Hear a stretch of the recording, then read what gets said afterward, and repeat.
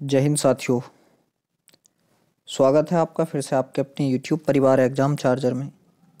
बच्चे हम लोग जो 2025-26 में दिल्ली पुलिस की वैकेंसी आने वाली हैं उसको ध्यान में रखते हुए आदित्य रंजन सर द्वारा जो ये बुक्स लॉन्च की गई हैं इनका सॉल्यूशन कर रहे हैं। और बच्चे आज जो हम लोग अपनी बुक्स का सॉल्यूशन करने वाले हैं उस बुक्स का नाम है हमारी का कंप्यूटर। और आप लोग जानते भी होंगे कि दिल्ली पुलिस में कंप्यूटर जो है पूरे 10 नंबर का आता है और अन्य परीक्षाओं में भी कंप्यूटर आता है। तो वो जो अन्य परीक्षाओं में कंप्यूटर आता है जैसे CGL CPO में कुछ क्वेश्चन आते हैं या जहाँ जहाँ भी कंप्यूटर आता है तो बच्चे इस किताब को अगर आप सोल्व कर लोगे तो भाई यहाँ से आप कंप्यूटर का कोई क्वेश्चन नहीं छोड़ने के हो, ठीक है। और भाई इस जो भी मैं बुक्स सोल्व कराऊंगा इनकी जो PDF होगी ना बच्चे, PDF वो हमारे टेलीग्राम चैनल पे मिलेगी और टेलीग्राम चैनल का लिंक जो है मैंने इस वीडियो के डिस्क्रिप्शन में दे दिया है। तो आप वहाँ से जाके इसकी PDF को देख सकते हैं, डाउनलोड कर सकते हैं, ठीक है मेरे भाई। तो चलिए बिना किसी देरी के चलते हैं अपनी वीडियो को पूरा करने के लिए। तो यहाँ से है मेरे भाई कंप्यूटर। पहले कंप्यूटर देखो होता क्या है, आपने देखा होगा तो ये सारा इस तरीके का कंप्यूटर होता है, ठीक है। जो आपके सामने है ये कंप्यूटर होता है। इसमें भी भाई कुछ चीज़ें होती हैं। क्या क्या होता है, जैसे स्पीकर्स हैं, ठीक है। ये क्या है, USB फ्लैश ड्राइव है आपकी, ये मॉनिटर है आपका, ये कीबोर्ड है आपका, ये माउस है बच्चे आपका, ये CPU है, ये क्या है पावर सप्लाई यूनिट है और ये क्या है आपका मदरबोर्ड है। तो ये जो है अंग होते हैं आपके कंप्यूटर के। बच्चे क्या होते हैं, ये अंग होते हैं आपके कंप्यूटर के। अब सबसे पहले हम लोग पढ़ने वाले हैं परिचय।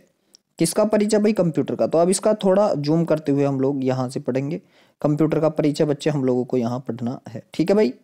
सबसे पहले है मेरे भाई यहाँ से कि कंप्यूटर जो है लैटिन शब्द कंप्यूट से आया है जिसका अर्थ है गिनती करना, ठीक है भाई। पहले तो यही है कंप्यूटर शब्द जो लैटिन भाषा के कंप्यूट से आया है जिसका अर्थ है गिनती करना।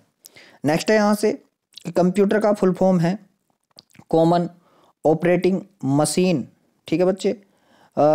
पर्पोजली used for technological and educational research. बच्चे देखो इंग्लिश जो है मेरी बहुत ही बेकार है तो इस चीज़ को आप ध्यान में रखेंगे। इंग्लिश मुझसे भाई नहीं आती, ध्यान रखते हुए चलेंगे मेरा भी। अगला देखो भाई, अगला पॉइंट है हमारा कि विश्व कंप्यूटर साक्षरता दिवस जो है हमारा 2 दिसंबर को मनाया जाता है।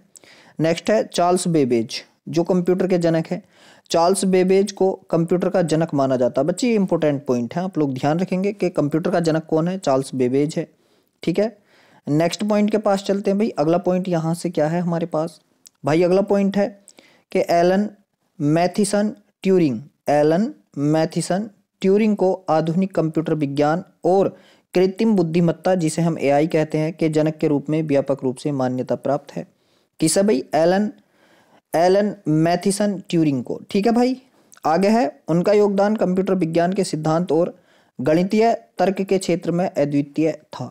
नेक्स्ट बच्चे यहाँ से एडा लवलेस को दुनिया की पहली कंप्यूटर प्रोग्रामर माना जाता है। बच्चे किस है, एडा लवलेस को।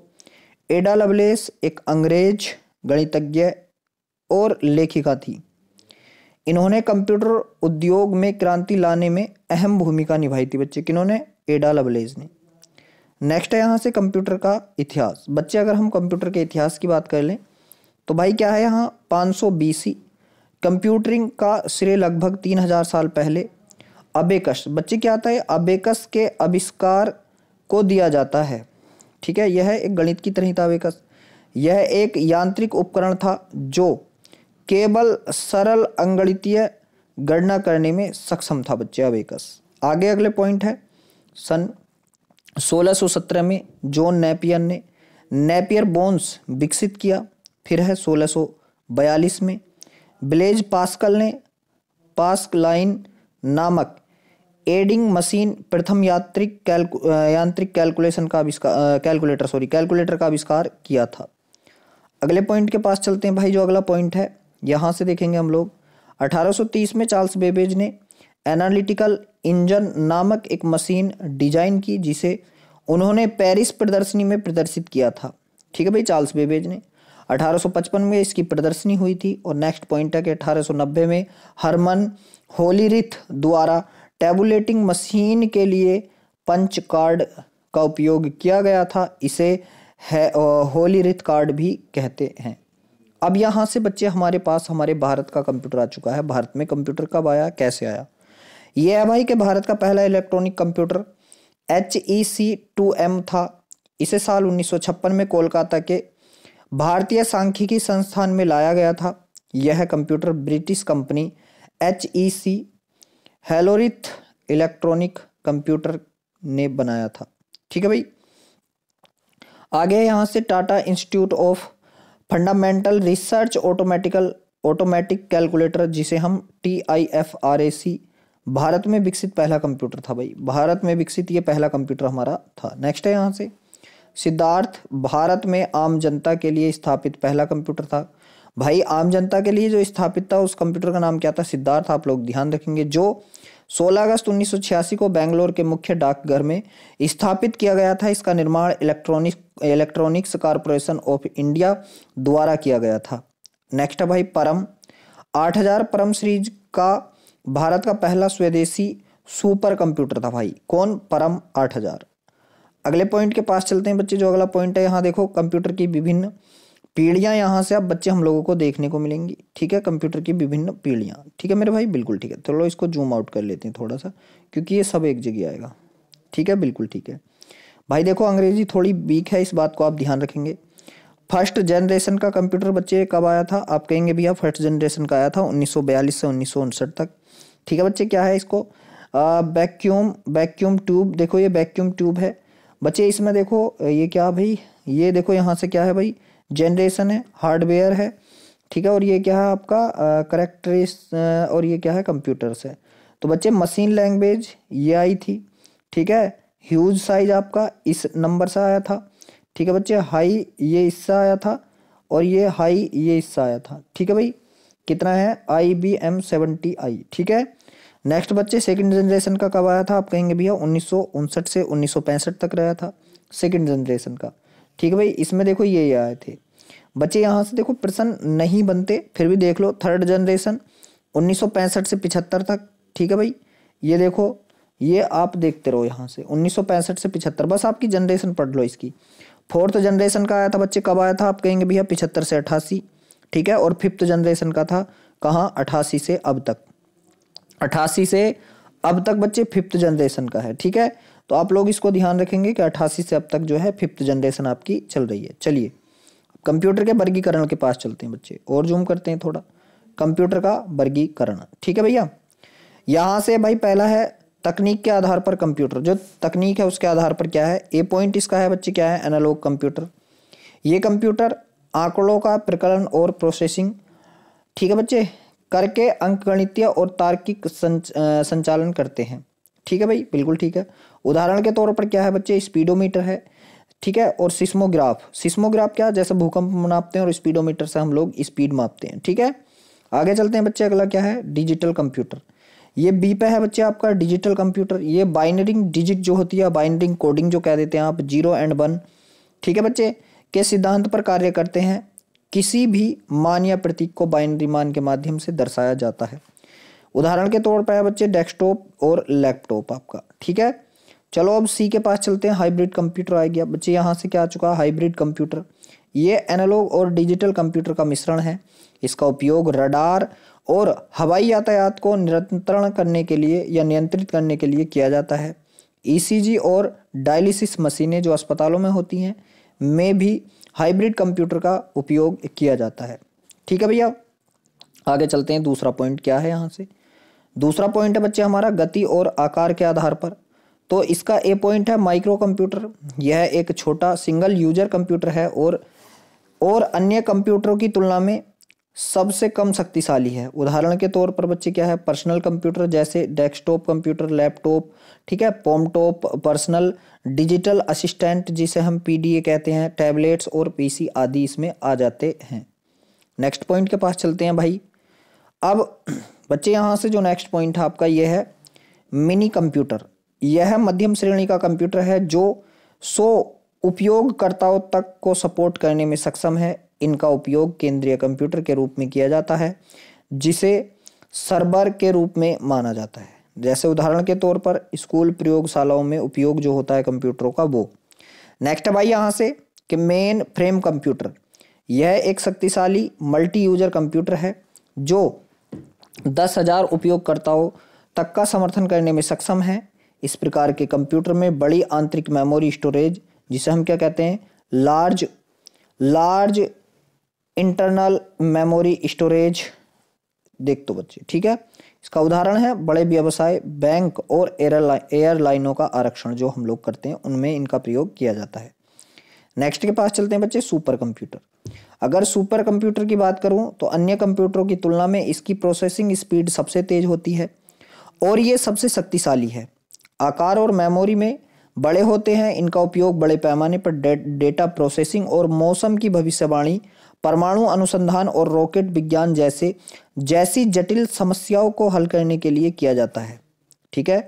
सुपर कंप्यूटर की गति फ्लोटिंग पॉइंट ऑपरेशन प्रति सेकंड, बच्चे देखो, में मापी जाती है। जो ये सुपर कंप्यूटर की गति है किसमें मापी जाती है, आप कहेंगे भैया फ्लोटिंग पॉइंट ऑपरेशन प्रति सेकंड में ये मापी जाती है। नेक्स्ट है यहाँ से क्या बच्चे, CRAY-1 दुनिया का पहला सुपर कंप्यूटर था जिसे 1976 में किसने बच्चे, सिमोर आर क्रे सुपर कंप्यूटर के जनक ने पेश किया था। बच्चे अगर कोई आपसे पूछ ले सुपर कंप्यूटर के जनक कौन है तो आप कहेंगे भैया सिमोर आर क्रे है। कौन है, सिमोर आर क्रे। नेक्स्ट, नवंबर 2024 के आंकड़ों के अनुसार एरावत भारत का सबसे तेज सुपर कंप्यूटर है। बच्चे 2024 के अनुसार ध्यान रखेंगे आप, कौन है, एरावत है। कौन है भाई, एरावत है भारत का सबसे तेज सुपर कंप्यूटर। नेक्स्ट है, नवंबर 2024 के आंकड़ों के अनुसार AI कैप्टन USA दुनिया का सबसे तेज सुपर कंप्यूटर। भाई दुनिया का अगर पूछ ले तो आप कहेंगे भैया AI कैप्टन, USA का जो AI कैप्टन है वो सबसे तेज है, और भारत का अगर पूछ लिया जाए तो एरावत है, ठीक है भाई। भारत का अगर पूछ लिया जाए तो एरावत है। अब बच्चे यहाँ से कंप्यूटर का आर्किटेक्ट पढ़ेंगे हम, ठीक है, कंप्यूटर को बच्चे कैसे कैसे आर्किटेक्ट किया गया है, ठीक है भाई। चलो अब सबसे पहली बात अगर यहाँ से कर लें तो पहला कंप्यूटर आर्किटेक्चर जो थे 1970 में जॉन बान न्यूमैन द्वारा प्रस्तुत किया गया था। बच्चे कौन थे, जॉन बान न्यूमैन, ठीक है। कंप्यूटर के घटक इंपॉर्टेंट है बच्चे यहाँ से, तो आप कहेंगे भैया सेंट्रल प्रोसेसिंग यूनिट, ठीक है, जिसे हम CPU कहते हैं, ठीक है भाई, जिसे हम CPU कहते हैं। और एक होता है इनपुट यूनिट, एक होता है आउटपुट यूनिट। एक क्या होता है भाई, आउटपुट यूनिट होता है। ये हमारा देखो CPU जिसके बारे में अभी हम लोग बात कर रहे थे, ये होता है हमारा CPU, ठीक है भाई, ये होता है, इस प्रकार का हमारा CPU होता है, ठीक है। अब CPU के बारे में पढ़ लेते हैं भाई, सेंट्रल प्रोसेसिंग यूनिट, इसके बारे में पढ़ते हैं बच्चे। CPU का पूरा नाम है सेंट्रल प्रोसेसिंग यूनिट, इंग्लिश में भी देख लो।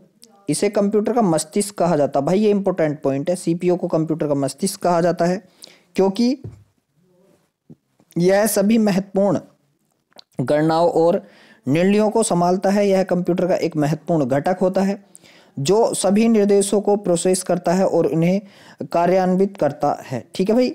अब CPU के कार्य पढ़ लेते हैं बच्चे, CPU के क्या क्या कार्य होते हैं। तो सबसे पहला कार्य होता है इसका डेटा प्रोसेसिंग का। तो CPU कंप्यूटर में आने वाले डेटा को प्रोसेस करता है और आवश्यक गणनाएं करता है। यह किसी भी प्रकार के डेटा की गणना करने के लिए आवश्यक एल्गोरिदम और निर्देशों का पालन करता है। नेक्स्ट बच्चे यहाँ से क्या है, निर्देशों का निष्पादन। तो CPU को जो भी प्रोग्राम या आदेश दिए जाते हैं उनका पालन करना और उन्हें पूरा करना होता है। यह सभी ऑपरेशंस जैसे घटा, जोड़, भाग, गुणा, ये जो होते हैं आदि को करता है, ठीक है भाई। नियंत्रण की बात कर लें, कंट्रोल की बात कर लें तो बच्चे क्या है, CPU पूरे सिस्टम को नियंत्रित करता है और यह सुनिश्चित करता है कि सभी उपकरण सही तरीके से काम कर रहे हैं। यह इनपुट और आउटपुट डिवाइस के साथ संवाद करता है और निर्देश भेजता है आउटपुट और इनपुट को। नेक्स्ट बच्चे यहाँ से इसके घटक हैं, ALU मेमोरी यूनिट है, कंट्रोल यूनिट है, माइक्रो प्रोसेसर है। नेक्स्ट बच्चे यहाँ से कि सभी CPU माइक्रो प्रोसेसर होते हैं लेकिन सभी माइक्रो प्रोसेसर CPU नहीं होते, ये अच्छा पॉइंट है। नेक्स्ट के पास चलते हैं भाई, ALU क्या है, जो अभी हमने ALU पढ़ा। तो आप कहेंगे भैया अर्थमेटिक लॉजिक यूनिट में इलेक्ट्रॉनिक सर्किटरी होती है जो उपलब्ध डेटा पर सभी अंकगणितीय और तार्किक संचालन निष्पादित करती है। ALU प्रोसेस किया जा रहे डेटा को होल्ड करने के लिए रजिस्टर का उपयोग करता है। नेक्स्ट के पास चलते हैं भाई। नेक्स्ट यहाँ से क्या है, तो आप कहेंगे भैया नेक्स्ट है यहाँ से मेमोरी यूनिट। तो जो मेमोरी यूनिट होती है यह इकाई अस्थायी या स्थायी आधार पर प्रोग्राम या डेटा संग्रहित करने के लिए जिम्मेदार है। इसे प्राथमिक मेमोरी, मुख्य मेमोरी और द्वितीयक मेमोरी, सहायक मेमोरी होती है इसमें जो होती है। ठीक है भाई, नेक्स्ट पॉइंट के पास चलते हैं। नेक्स्ट जो पॉइंट होगा हमारा, ठीक है, चलो अब अगला है बच्चे कंट्रोल यूनिट। कंट्रोल, तो आप देखेंगे कंट्रोल यूनिट में क्या आएगा भाई, कंप्यूटर के इनपुट और आउटपुट डिवाइस के साथ समन्वय करता है। यह ALU और रजिस्टरों के साथ संचार करके कंप्यूटर को संग्रहित प्रोग्राम निर्देशों को पूरा करने का निर्देश देता है। यह डेटा और निर्देशों के प्रसंस्करण को व्यवस्थित करता है। इसका मूल कार्य मुख्य मेमोरी में संग्रहित निर्देश प्राप्त करना है, संचालन और इसमें शामिल उपकरणों की पहचान करना और तदनुसार नियंत्रण संकेत उत्पन्न करना, इसका जो है बच्चे मुख्य कार्य होता है। अब देखो यहाँ से ये बहुत इंपॉर्टेंट पॉइंट है, input device. Input device, output device क्या होती हैं, कौन होती हैं? तो कंप्यूटर उपयोगकर्ताओं द्वारा इनपुट यूनिट के माध्यम से कोडित जानकारी स्वीकार करता है। इस यूनिट का उपयोग कंप्यूटर को आवश्यक जानकारी देने के लिए किया जाता है। भाई कहने का मतलब ये है इनपुट। इनपुट मतलब जैसा हमारा कीबोर्ड है, आपने देखा, या माउस है, तो आपने बटन तो दबाया बाहर, मगर उसका पता जो चला आपको कहाँ चला, कंप्यूटर के अंदर। तो हमने बाहर से बच्चे अंदर को फेंका, तो इन माने अंदर फेंक दिया। ये तो हो गया बच्चे हमारा, देखो हमने अंदर को फेंका, ये कंप्यूटर के अंदर को, तो ये हो गया हमारा इनपुट। और भाई एक हमने कंप्यूटर से बाहर को फेंका, ये कंप्यूटर से बाहर को फेंका, इसे कहते हैं हम आउटपुट। जैसा हमारा क्या होगा भैया, प्रिंटर है, प्रिंटर हमारा आउटपुट है, बिल्कुल ठीक है। तो ऐसे देखेंगे आप लोग। तो इनपुट में कौन कौन आते हैं, आपका कीबोर्ड आता है, ठीक है, जॉयस्टिक आता है, और बार कोड रीडर आता है आपका, ठीक है भाई, स्कैनर आपका आता है। देखो बच्चे, स्कैनर स्कैन करने के बाद वो देखो कंप्यूटर पर आपके चला जाता, और माउस आपका आता। ये होते हैं आपके इनपुट डिवाइस, ध्यान रखेंगे, ठीक है भाई। इनपुट यूनिट का उपयोग किसी भी प्रकार के डेटा को कंप्यूटर में फीड करने के लिए किया जाता है, जिसे आगे की प्रक्रिया के लिए मेमोरी यूनिट में संग्रहित किया जाता है, जैसे कीबोर्ड, माउस आदि। इनपुट डिवाइस के प्रकार, बच्चे इनपुट डिवाइस के प्रकारों की अगर हम बात कर लें, ठीक है भाई, तो पहला क्या है यहाँ से, पहला है इंटरैक्टिव इनपुट डिवाइस, कीबोर्ड जैसा सबसे पहले। तो सबसे आम इनपुट डिवाइस कीबोर्ड है। आधुनिक कीबोर्ड में आमतौर पर 104 कुंजियां होती हैं। कितने भाई, 104। और कुंजियों के क्रम के कारण इसे क्या बच्चे, ओवरटी कीबोर्ड कहा जाता है। कर्सर नियंत्रण के लिए संख्यात्मक कीपैड का भी उपयोग किया जा सकता है। संख्यात्मक कीपैड का यह दोहरा कार्य बच्चे क्या है, नमलोक कुंजी द्वारा नियंत्रित होता है। नेक्स्ट है भाई यहाँ से कि कीबोर्ड के शीर्ष पर F1 से F12 तक फंक्शन कुंजियां होती हैं बच्चे, ठीक है।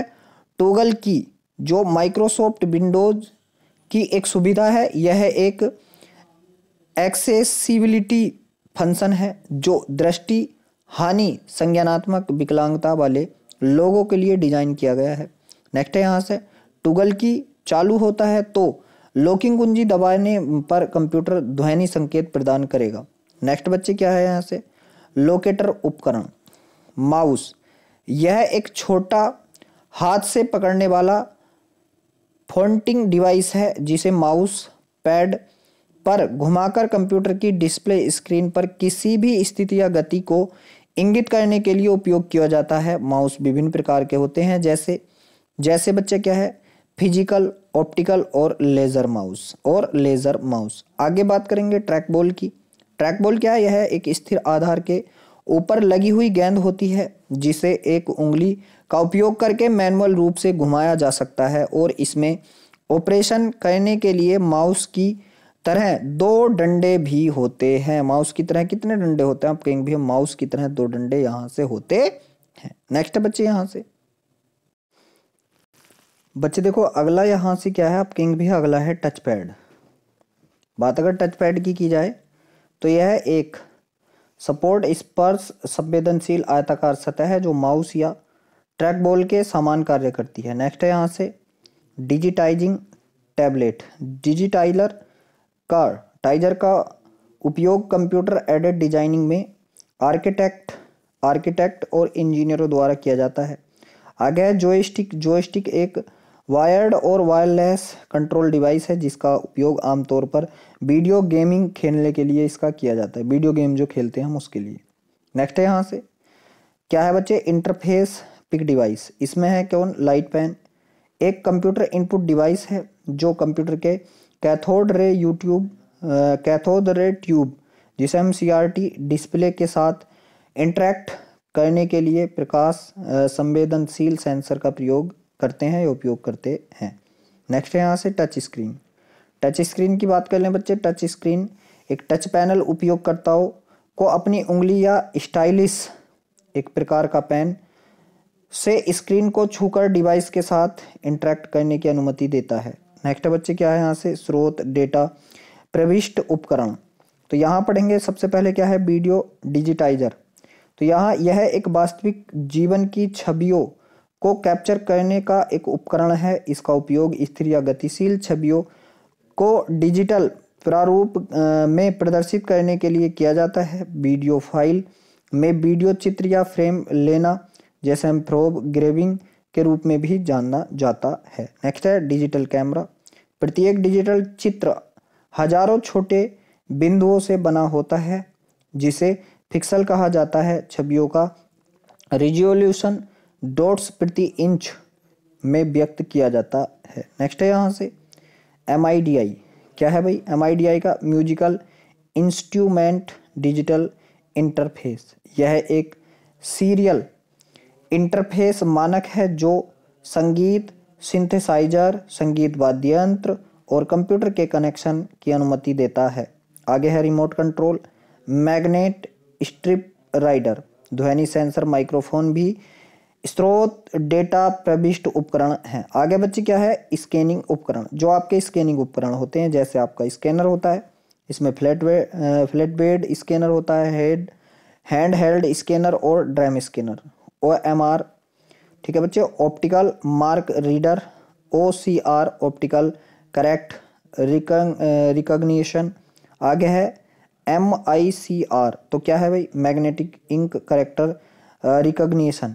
ठीक है, नेक्स्ट के पास चलते हैं बच्चे। ये देखो यहाँ से टाइप ऑफ स्कैनर जो आपके हैं बच्चे, ये टाइप ऑफ स्कैनर है आपके, देखो ये आपके सामने जो ये सारे टाइप ऑफ स्कैनर आपके हैं। ठीक है भाई, ठीक है, आगे पढ़ेंगे इसके बारे में बच्चे। ये क्या, BCR। आपने पहले बहुत बार सुना होगा BCR।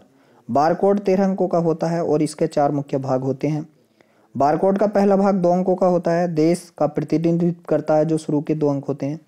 दूसरा भाग निर्माता के जो 5 अंकों का होता है और तीसरा भाग उत्पादन कोड होता है जो 5 अंकों का होता है। ठीक है बच्चे, और ये इसका प्रतिनिधित्व करता है। और एक अंतिम अंक जो चेक अंक का प्रतिनिधित्व करता है, चेक अंक का प्रतिनिधित्व करता है। जैसे बच्चे यहाँ से देखेंगे यूनिवर्सल प्रोडक्ट कोड आपका UPC 12 अंकों का होता है तथा EAN यूरोपियन आर्टिकल कोड 13 अंकों का होता है। ठीक है, आगे चलते हैं।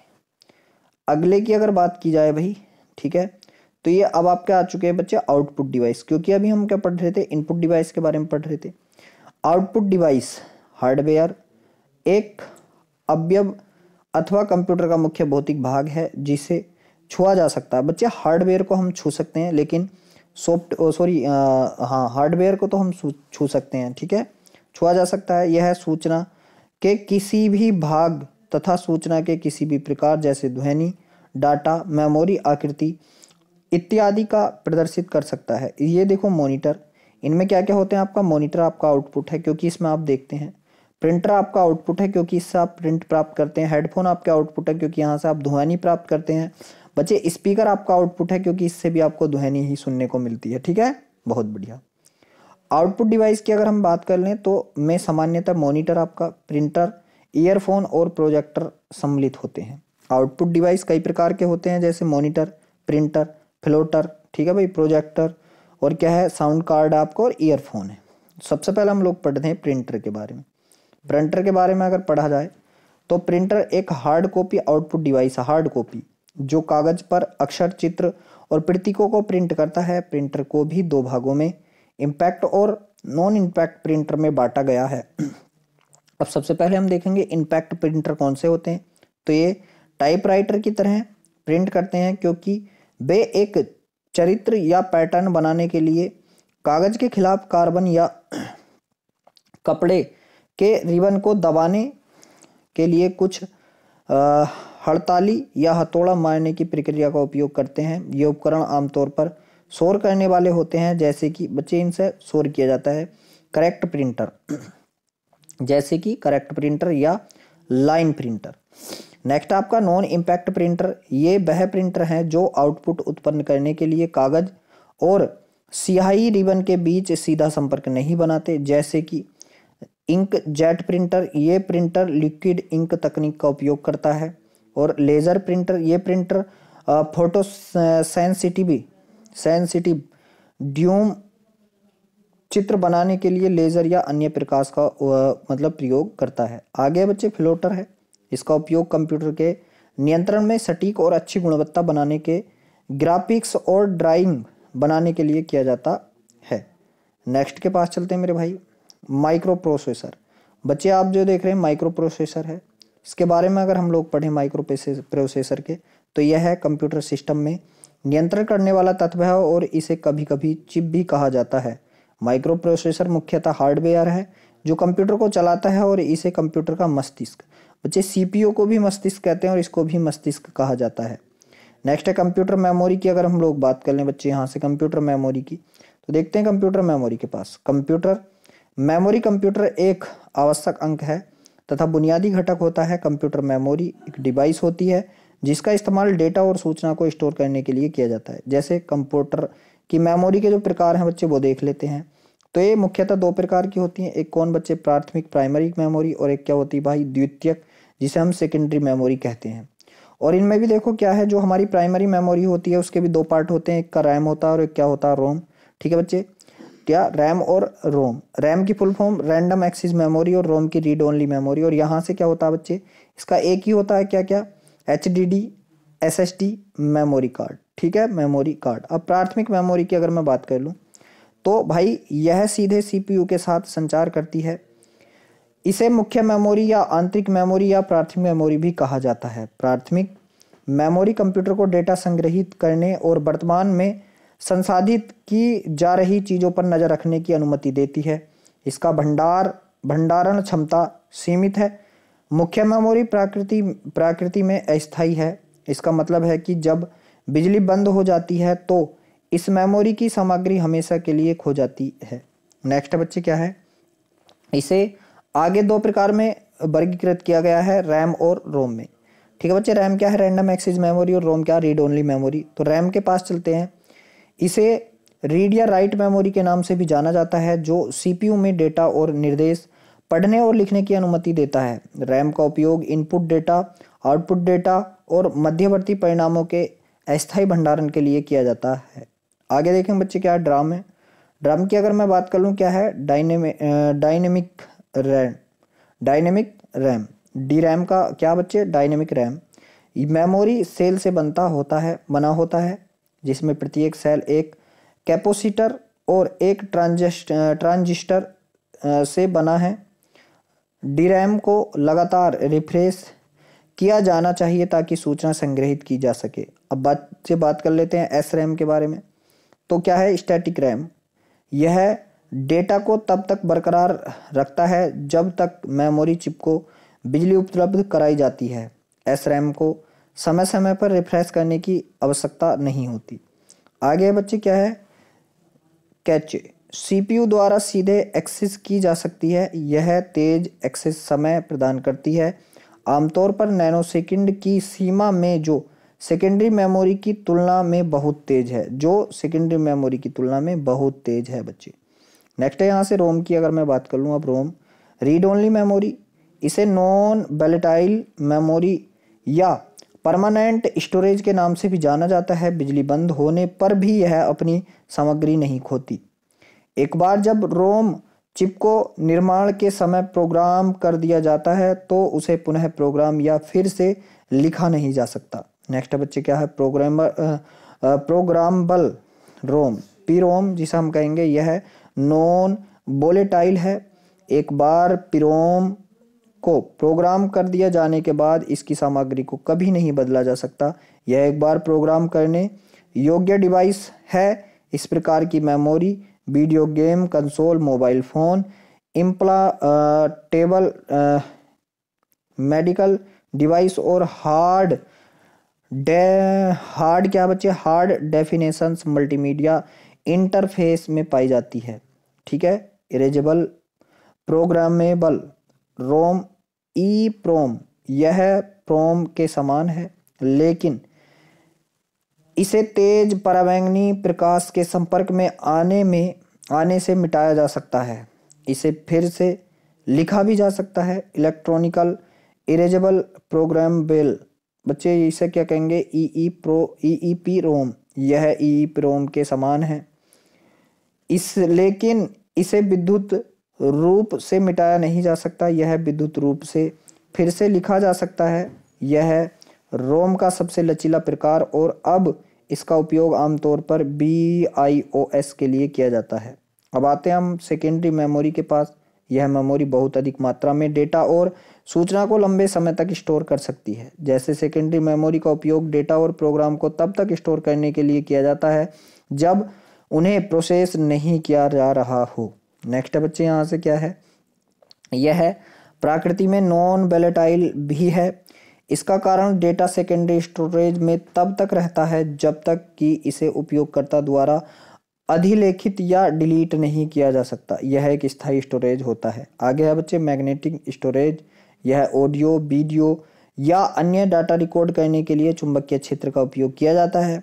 इसमें hard disk drive floppy disk और चुंबकीय टेप शामिल होते हैं। नेक्स्ट बच्चे यहाँ से देखो ये सारी चीज़ें हैं। ऑप्टिकल स्टोरेज की बात यहाँ से की जाए तो यह एक प्रकार का स्टोरेज है जिसमें डेटा को लेजर से लिखा और पढ़ा जा सकता है। इसे CD DVD और ब्लूरे डिस्क शामिल हैं इसमें।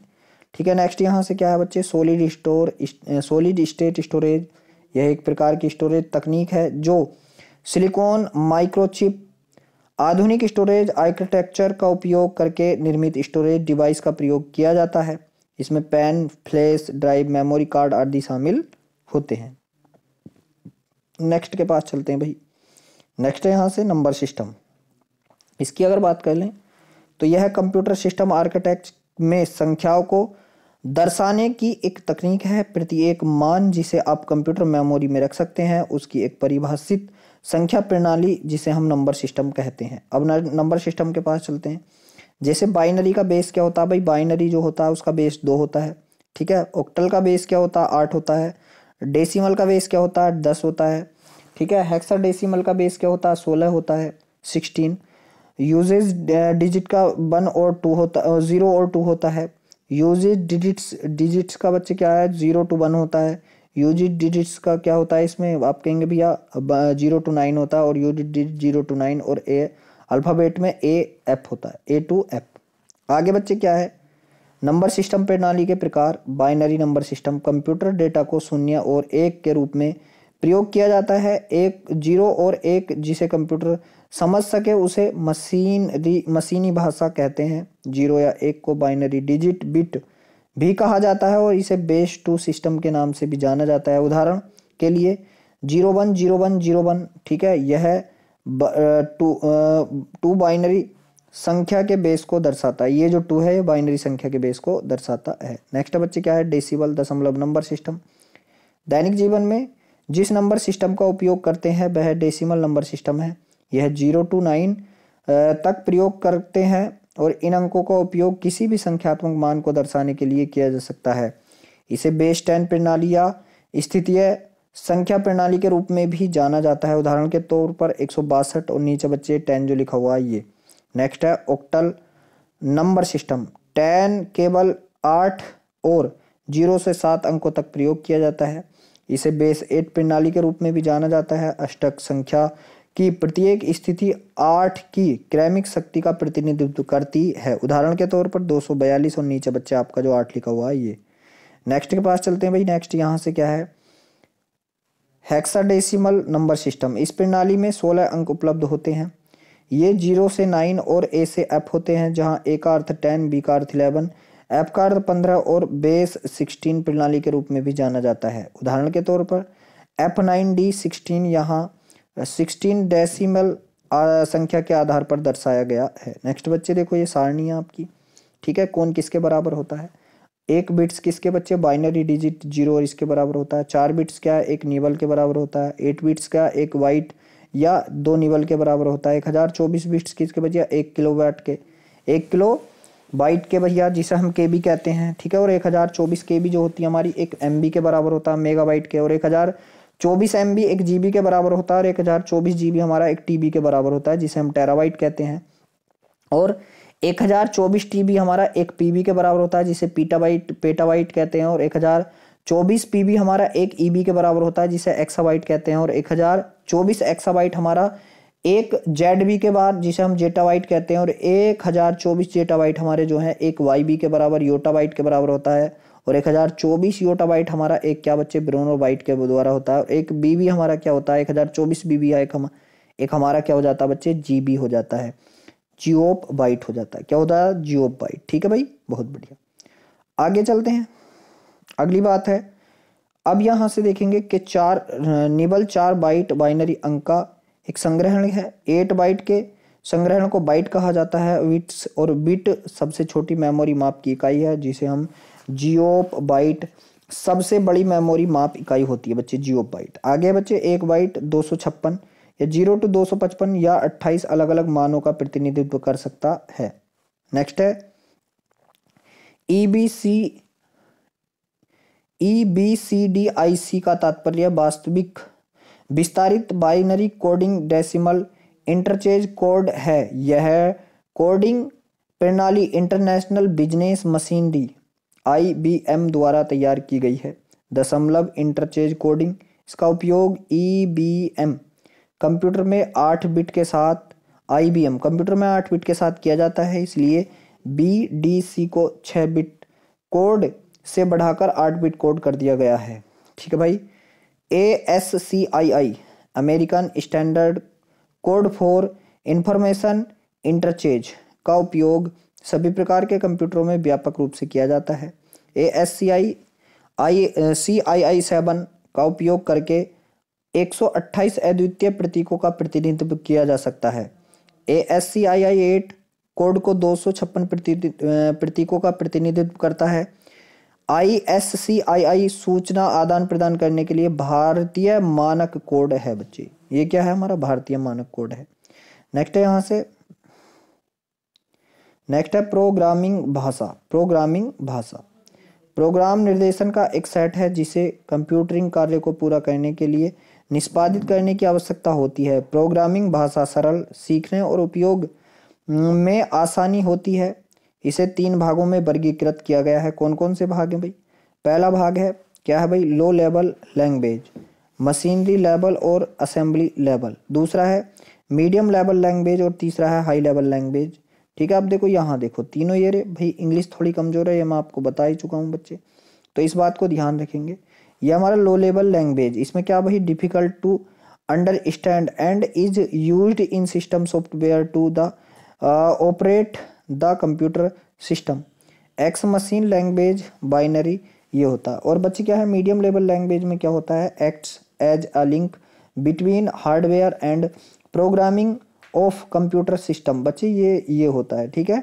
आगे है हाई लेवल की अगर बात कर लूँ तो an advanced language and is not limited to only one computer, एली can run on all platforms, x, COBOL, Python और क्या बच्चे? पास्कल है और क्या फ्रॉन्ट्रन है, ठीक है। आगे चलते हैं। नेक्स्ट है मेरे भाई, देखो अब इंग्लिश में ही आ गया भाई बच्चों, आप लोग साथ देंगे मेरा इंग्लिश के लिए। The main advantage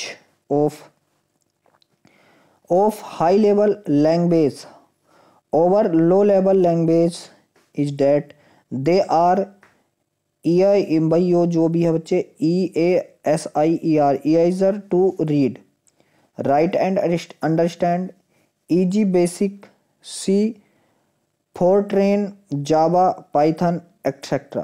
Some high-level language and their application areas. Next की बात चलते हैं बच्चे। यहाँ से देखो क्या है? ये लैंग्वेज है, ये ईयर्स है और यहाँ डेवलपर हैं। किसने किसको किया बच्चे? ये जो था आपका फोर्ट्रेन मतलब फॉर्मूला ट्रांजैक्शन ट्रांसलेशन, ये 1957 में आई। A term of programmers at IBM। अगला है एलगोल, ये 1958 में आई। भाई यहाँ से आप लोग देख लो बच्चे ये कब कब आई, क्योंकि इनका प्रयोग शायद ही होता हो, फिर भी आप एक बार देख ले क्या हाँ भैया ये क्या क्या है। अब बच्चे देखो यहाँ से हम लोग इसको पढ़ेंगे। ये क्या है, नेटवर्क और उपकरण की बात कर लें तो एक नेटवर्क कई उपकरणों को कुशलतापूर्वक एक साथ बातचीत करने और काम करने की अनुमति देता है, उत्पादकता बढ़ाता है और सूचना और संसाधनों के निर्बाध आदान प्रदान को सक्षम बनाता है। पहला क्या, कंप्यूटर नेटवर्क। कंप्यूटर नेटवर्क दो या दो से अधिक कंप्यूटरों का एक अंतः संबंध है जो सूचनाओं का आदान प्रदान करने में सक्षम है। कंप्यूटरों को जोड़ने के लिए किसी भी डेटा संचार लिंक का उपयोग किया जा सकता है। नेक्स्ट बच्चे यहाँ से क्या है, नेटवर्क विकास। 1876 में टेलीफोन का आविष्कार अलेक्जेंडर ग्राहम बेल ने किया था। भाई टेलीफोन का ध्यान रखेंगे। 1971 में रे टॉमलिंसन ने ईमेल प्रोग्राम लॉन्च किया था और 1989 में www वर्ल्ड वाइड वेब, ये ध्यान रखेंगे, इसकी www की फुल फॉर्म बूझ लेता है। अब क्या बच्चे, अवधारणा टिम बर्नर्स-ली द्वारा प्रस्तुत की गई थी और 1998 में गूगल का आविष्कार हुआ था। किसका आविष्कार हुआ था भाई, गूगल का आविष्कार हुआ था। नेक्स्ट बच्चे यहाँ से कि नेटवर्क के प्रकार। कंप्यूटर नेटवर्क को मोटे तौर पर 3 प्रकारों में वर्गीकृत किया गया है। पहला क्या है बच्चे, लोकल एरिया नेटवर्क जिसे हम लैन कहते हैं, ठीक है। मेट्रोपॉलिटन एरिया नेटवर्क जिसे हम मैन कहते हैं, और क्या बच्चे, वाइड एरिया नेटवर्क जिसे हम बैन कहते हैं। लैन क्या होता है भाई, लोकल एरिया नेटवर्क एक निजी स्वामित्व वाला कंप्यूटर नेटवर्क है जो एक छोटे भौमिक क्षेत्र में कवर करता है। नेक्स्ट बच्चे क्या है, मैन की अगर मैं बात कर लूँ तो मेट्रोपॉलिटन एरिया नेटवर्क एक कंप्यूटर नेटवर्क है जो पूरे शहर में फैला हुआ है, उदाहरण के तौर पर टेलीविजन नेटवर्क। नेक्स्ट है बैन, वाइड एरिया नेटवर्क लंबी दूरी जैसे शहरों, देशों, महाद्वीपों या दुनिया भर के कंप्यूटरों को जोड़ता है, जैसे क्या बच्चे, इंटरनेट हमारा क्या है, वैन है। इंटरनेट क्या है भाई हमारा, आप कहेंगे भैया इंटरनेट हमारा वैन है। नोट पढ़ लेते हैं भाई यहाँ से। अन्य नेटवर्क हैं जैसे personal area network, home area network, क्या बच्चे, campus area network. Network topology किसी नेटवर्क पर कंप्यूटर की व्यवस्था या नेटवर्क के आकार को संदर्भित करती है। क्या करती है भाई, इसके संदर्भित करती है। देखो ये क्या है, पॉइंट टू पॉइंट है, ये बस है, ये बच्चे क्या है, रिंग है, ये क्या स्टार है, ये क्या ट्री है, ये क्या मास है, और क्या भाई मैस है, और ये क्या हाइब्रिड है, ये क्या है भाई हाइब्रिड है। अब देखो यहाँ से सभी उपकरण एक केंद्रीय लिंक के माध्यम से एक तारे जैसे संरचना बनाते हुए जोड़े हैं। लिंक सेंट्रल लिंक हब या स्विच है। आगे बच्चे क्या, टोपोलॉजी में प्रत्येक कंप्यूटर सिस्टम को नोड के रूप में जाना जाता है। रिंग क्या बच्चे, सभी डिवाइस एक रिंग परफॉर्मेंस में जुड़े होते हैं। प्रत्येक डिवाइस एक रिसीवर और एक ट्रांसमीटर से सुसज्जित हैं जो डेटा सिग्नल प्राप्त कर सकता है और उन्हें रिंग में अगले कंप्यूटर तक पहुंचाता है। नेक्स्ट के पास चलते हैं बच्चे। बस क्या होता है, बस BUS नेटवर्क पर सभी डिवाइस एक केंद्रीय केबल के माध्यम से जुड़े हुए हैं जिसे बस कहा जाता है। यह 15 से 20 कंप्यूटर को कनेक्ट करने के लिए अच्छा है। नेक्स्ट बच्चे यहाँ से क्या है, मैं इसकी अगर बात कर लें हम, नेटवर्क कॉन्फ़िगरेशन है जहां डिवाइस एक दूसरे से सीधे जुड़े होते हैं जिससे एक जाल जैसी संरचना बनती है। नेक्स्ट बच्चे क्या है, ट्री उपकरणों को पदानुक्रमित तरीके से जोड़ती है जो मूल, नोड और शाखाओं वाले वृक्ष के समान होती हैं। नेक्स्ट की बात करें बच्चे हम लोग स्टार की, नेटवर्क की कॉन्फ़िगरेशन है जहां सभी डिवाइस एक केंद्रीय हब से जुड़े होते हैं। इस हब एंड स्कोप नेटवर्क के रूप में भी जाना जाता है। अब बच्चे हाइब्रिड, यह रिंग, स्टार और मैश टोपोलॉजी का संयोजन है। नेटवर्क डिवाइस की अगर मैं बात कर लूँ तो नेटवर्क डिवाइस एक भौतिक और आभासी उपकरण है जो नेटवर्क के उपकरणों को संचार और डेटा साझा करने में मदद करता है। उपकरणों का राउटर, स्विच, मोडेम और एक्सेस पॉइंट शामिल हैं। बच्चे क्या हैं, और एक्सेस पॉइंट यहाँ से शामिल है। आगे बात कर लें मोडेम की, तो यह एक मॉड्यूलेटर जिसे हम मोडेम का उपयोग एनालॉग सिग्नल को डिजिटल बिट्स में परिवर्तित करने के लिए और डिजिटल बिट्स को एनालॉग सिग्नल में परिवर्तित करने के लिए किया जाता है। नेक्स्ट है हब। हब का प्रयोग एक ही नेटवर्क के भीतर विभिन्न खंडों को जोड़ने के लिए किया जाता है। एक हब आने वाले सिग्नल को प्रवर्धित नहीं करता। आगे बच्चे क्या है? स्विच। ये क्या है? स्विच है। क्या है भाई? ये स्विच। ठीक है, तो एक स्विच एक नेटवर्क या एक ही नेटवर्क के विभिन्न खंडों के भीतर कई कंप्यूटर को जोड़ने के उद्देश्य से कार्य करता है। एक स्विच में संलग्न प्रत्येक कंप्यूटर में एक क्या बच्चे? सिम्युलेटेड लैन खंड होता है। आगे राउटर एक नेटवर्किंग डिवाइस है जो विभिन्न नेटवर्कों पर डेटा प्राप्त करने, विश्लेषण करने और प्रसारित करने में सक्षम है। इसका प्राथमिक कार्य इंटरनेट के भीतर नेटवर्क को आपस में जोड़ना होता है। ठीक है भाई, चलो अगले पेज के पास चलते हैं भाई।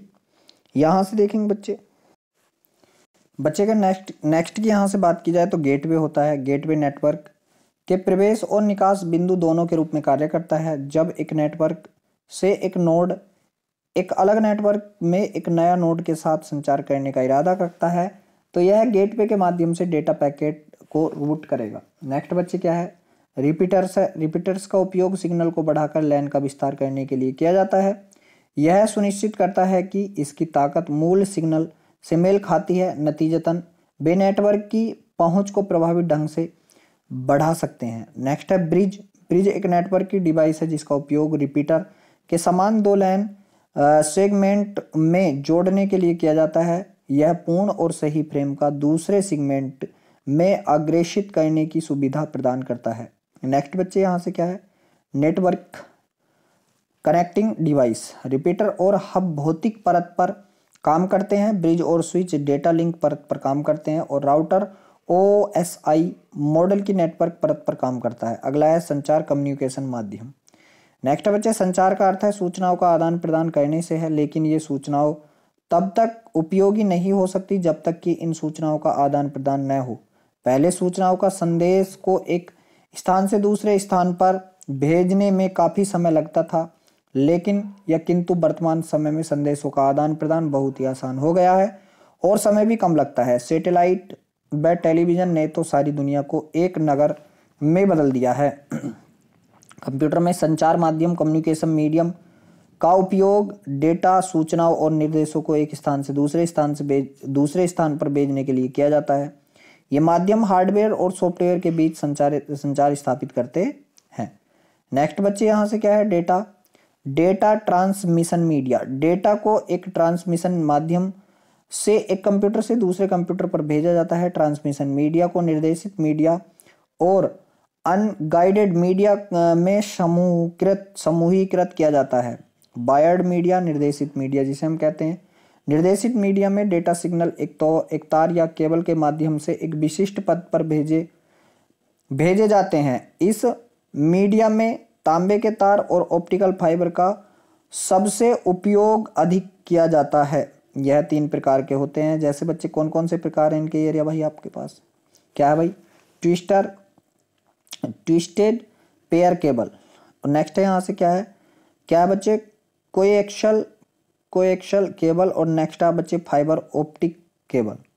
तो आप अगर यहाँ से देखेंगे ट्विस्टेड पेयर केबल, यह एक twisted pair cable 2 insulated copper wire होते हैं जो प्लास्टिक या टेफ्लॉन जैसी इंसुलेशन सामग्री के साथ लोपित होते हैं, जो एक साथ मोड़े होते हैं। तारों को मोड़ने से बाहरी स्रोतों से विद्युत चुंबकीय हस्तक्षेप कम हो जाता है।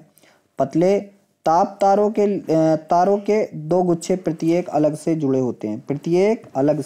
होते हैं। नेक्स्ट है समीक्षीय केबल। यह एक ट्रांसमिशन लाइनों में होने वाली बिजली हानि के बिना गटर जैसे धातु की वस्तुओं के बगल में समाक्षीय केबल चलाने की अनुमति देता है और बाहरी विद्युत चुंबकीय हस्तक्षेप से सिग्नल की सुरक्षा प्रदान करता है। ऑप्टिकल फाइबर की बात की जाए, ऑप्टिकल फाइबर का प्रयोग तांबे के तार कनेक्शन की तुलना में अधिक लागत प्रभावी ढंग से बड़ी दूरी पर सूचना प्रसारित करने के लिए किया जा रहा है। ऑप्टिकल फाइबर के बिना संचार प्रणाली अब अकल्पनीय है। ऑप्टिकल फाइबर डेटा की इलेक्ट्रॉनिक सिग्नल के बजाय प्रकाश सिग्नल के रूप में प्रसारित करता है। नेक्स्ट की बच्चे यहाँ से अगर हम बात करें तो डेटा संचार के घटक, पहला संदेश है। ठीक है भाई। प्रेषक एक उपकरण है जो एक संदेश भेजता है जिसमें टेक्स्ट, संख्याएं, चित्र इत्यादि शामिल हो सकते हैं। इसे स्रोत या ट्रांसमीटर भी कहते हैं। प्रेषक उपकरण की बात कर लें तो इनकोडर एक उपकरण है जो डिजिटल सिग्नल को ऐसे रूप में परिवर्तित करता है जो ट्रांसमिशन माध्यम से गुजर सकता है। नेक्स्ट भाई यहाँ से अगर हम बात कर लें तो क्या है बातचीत का माध्यम, तो यह भौतिक पथ है जो प्रेषक और प्राप्तकर्ता को जोड़ता है। इसका उपयोग डेटा संचारित करने के लिए किया जाता है। इसे माध्यम भी कहा जाता है। चैनल, तांबे का तार, फाइबर ऑप्टिकल केबल और माइक्रोवेव आदि हो सकते हैं। नेक्स्ट बच्चे क्या है रिसीव करने वाला उपकरण। डिकोडर एक उपकरण है जो एन्कोडेड सिग्नल को डिजिटल रूप में परिवर्तित करता है और प्राप्तकर्ता संदेश के डिजिटल स्वरूप को समझ सकता है। नेक्स्ट बच्चे क्या है यहाँ से रिसीवर की बात कर लूँ तो रिसीवर एक उपकरण है जो संदेश प्राप्त करता है और इसे सिंक भी कहा जाता है। यह संदेश को स्वीकार करने में सक्षम होता है। संचार चैनल की बात कर लें तो क्या बच्चे सबसे पहले सिंपलेक्स है। सिंपलेक्स एक ही दिशा में डाटा फ्लो करता है, उदाहरण के तौर पर keyboard, TV, radio etcetera. Next की अगर मैं बात कर लूँ हाफ डुप्लेक्स दोनों दिशाओं में यानी आना और जाना डाटा फ्लो करता है, लेकिन एक समय पर केवल एक ही डिवाइस डाटा भेज या प्राप्त कर सकती है, जैसे वाल्की और टाल्की। आगे बच्चे क्या है फुल डुप्लेक्स डाटा का फ्लो दोनों दिशाओं में एक साथ एक ही समय पर हो सकता है, जैसे उदाहरण के तौर पर टेलीफोन, मोबाइल फोन। नेक्स्ट बच्चे क्या है अनगाइडेड वायरलेस मीडिया। इसे जो भाई इसमें अगर हम लोग देखें तो ये क्या है रेडियो वेव संचरण। भाई यहाँ से देखेंगे जब दो टर्मिनल रेडियो आवृत्तियों का उपयोग करके संचार करते हैं तो इस प्रकार के संचार को रेडियो तरंग संचार के रूप में जाना जाता है। यह सर्व दिशात्मक है। इसकी रेंज 30 GHz से 3 kHz तक है। इसका उपयोग AM, FM, टेलीविजन और फेजिंग सिस्टम में किया जाता है। आगे बच्चे क्या है माइक्रोवेव संचरण। माइक्रोवेव डायरेक्शनल है। इसकी रेंज 3 MHz से मेगाहर्ट्ज होता होगा, जो भी होता होगा, ये 300 GHz तक है। इसका उपयोग सेलुलर नेटवर्क और टेलीविजन प्रसारण में किया जाता है। नेक्स्ट बच्चे यहाँ से क्या इंफ्रारेड संचरण। कम दूरी के संचार के लिए इसका उपयोग किया जाता है। इसकी आवृत्ति रेंज 300 GHz से 400 THz तक है। यह दीवारों, पहाड़ियों या पहाड़ों जैसी ठोस वस्तुओं में प्रवेश नहीं कर सकता। इसका उपयोग मुख्य रूप से टीवी, रिमोट और वायरलेस स्पीकर के रूप में किया जाता है। चैनल श्रेणियों की अगर बात करी जाए तो भाई यहाँ से देखेंगे नैरा बैंड या बेस बैंड वह तकनीक जो विद्युत चुंबकीय स्पेक्ट्रम के छोटे हिस्से का उपयोग करती है उसे बेस बैंड तकनीक के रूप में जाना जाता है। इसे सब वायर रेड चैनल भी कहते हैं। आगे है वॉइस बैंड। इसका स्पीड 9600 बाउंड तक है। टेलीफोन, ध्वनि संचार या CPU से धीमी गति से टैप करने वाला उपकरण है ये। नेक्स्ट आपका ब्रॉड बैंड।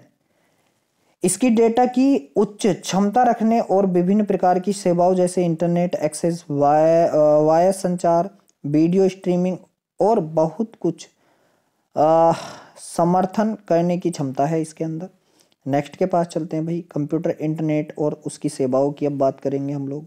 इंटरनेट पर चलते हैं। सबसे पहला है इंटरनेट एक नेटवर्कों का नेटवर्क है जिसका स्थानीय से लेकर वैश्विक दायरे तक के लाखों निजी और सार्वजनिक नेटवर्क शामिल हैं। दुनिया का पहला परिचालन पैकेट स्विच नेटवर्क क्या बच्चे आपका ARPANET advanced research project agency network, ये 1969 में लॉस एंजल्स और कैलिफोर्निया विश्वविद्यालय और यूटा विश्वविद्यालय में एक उपयोग के तौर पर शुरू किया गया था।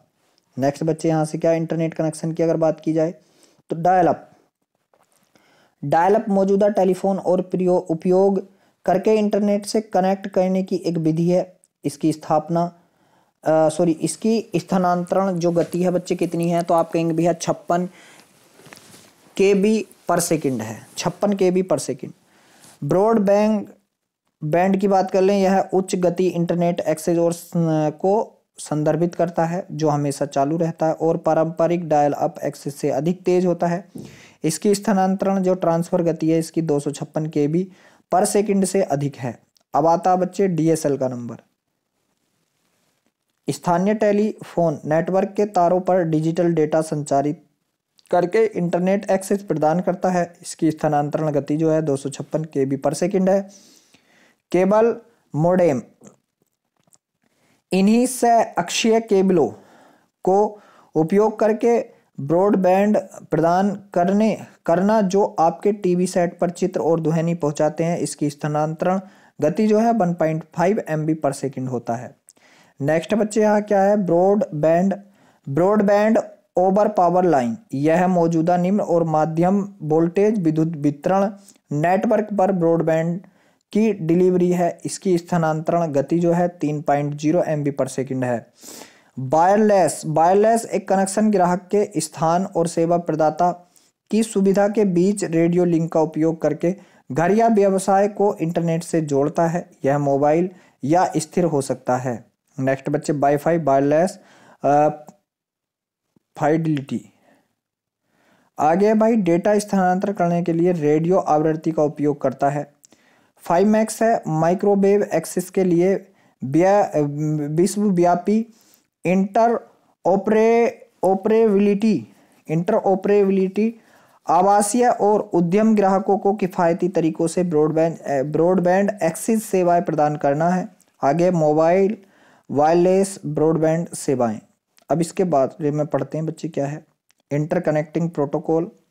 तो इंटरकनेक्टिंग प्रोटोकॉल एक नेटवर्क प्रोटोकॉल है जिसका उपयोग आधुनिक वाहनों में घटकों के बीच संचार के लिए किया जाता है। यह एक कम लागत वाला सिग्नल वायर सीरियल प्रोटोकॉल है जो 40 मीटर या 131.2 फीट की अधिकतम बस लंबाई के साथ 19.2 KB/सेकंड से संचार करने में समर्थन करता है। नेक्स्ट बच्चे यहाँ क्या है, इंटरकनेक्टिंग प्रोटोकॉल के प्रकार।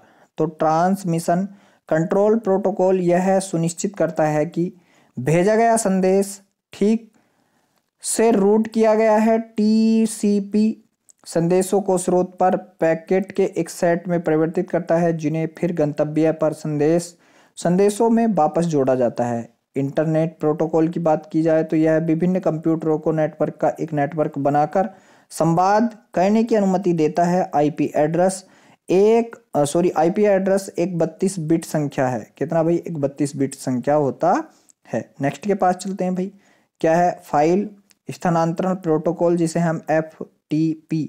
यह उन सभी कंप्यूटर्स के बीच फाइलें स्थानांतरित करता है जिसमें इंटरनेट कनेक्शन है और यह पूरी तरह से अलग ऑपरेटिंग सिस्टम का उपयोग करने वाले कंप्यूटरों के बीच भी काम करता है। आगे है टेलनेट प्रोटोकॉल। उपयोगकर्ता नाम और पासवर्ड के साथ इंटरनेट के माध्यम से दूरस्थ कंप्यूटर डेटा प्रोसेसिंग तक स्थानीय पहुंच की अनुमति देता है। नेक्स्ट बच्चे क्या है, SMPT simple mail transfer protocol पते के आधार पर ईमेल संदेश भेजता है। ठीक है। नेक्स्ट बच्चे क्या है, POP डाकघर प्रोटोकॉल मेल सेवाएं प्राप्त करता है। अब देखो क्या भाई, कंप्यूटर सुरक्षा की बात की जाए तो भाई यहाँ से क्या है, इसे साइबर सुरक्षा या IT सुरक्षा के नाम से भी जाना जाता है। यह सूचना प्रौद्योगिकी की एक शाखा है जिसे सूचना सुरक्षा के नाम से जाना जाता है जिसका उद्देश्य कंप्यूटर की सुरक्षा करना है। साइबर हमले के स्रोत जैसे डाउनलोड करने योग्य प्रोग्राम, क्रैक किया गया सॉफ्टवेयर, ईमेल अटैचमेंट है और अज्ञात CD से बूट करना है।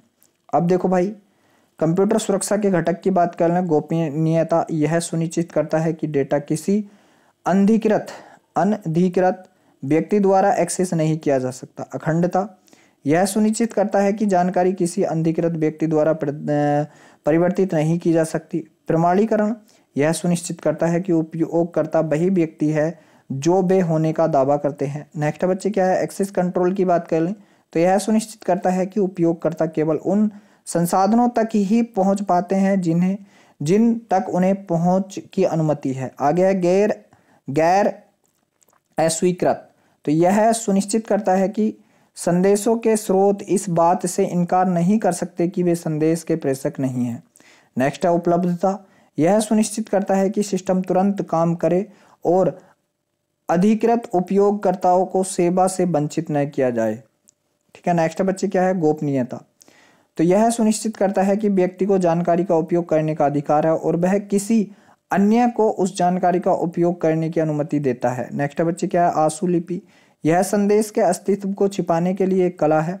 और नेक्स्ट बच्चे क्या है, क्रिप्टोग्राफी, तो यहाँ से देखेंगे सूचना को छिपे या गुप्त रूप से लिखने का विज्ञान क्रिप्टोग्राफी। और आमतौर पर इस्तेमाल किए जाने वाले कुछ शब्द इस प्रकार हैं बच्चे, जैसे क्या है भाई, प्लेन टेक्स्ट है, ठीक है, साइफर है, साइफर टेक्स्ट है, और क्या है बच्चे,